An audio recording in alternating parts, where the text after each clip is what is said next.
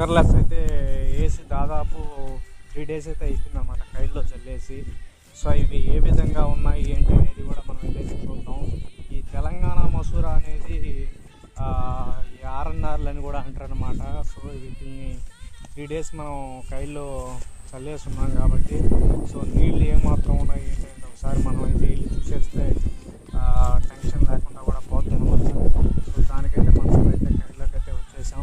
So ఇప్పుడైతే వెళ్ళి మనం అయితే చూద్దాం అన్నమాట ఏంటి పరిస్థితి ఎలా ఉంది అనేది కూడా పోయి చెక్ చేద్దాం. ప్రజెంట్ మన తెలంగాణ మసూర ప్రజెంట్ సిచ్యువేషన్ అయితే ఈ విధంగా మొలకల స్టేజ్లో అయితే ఉందన్నమాట.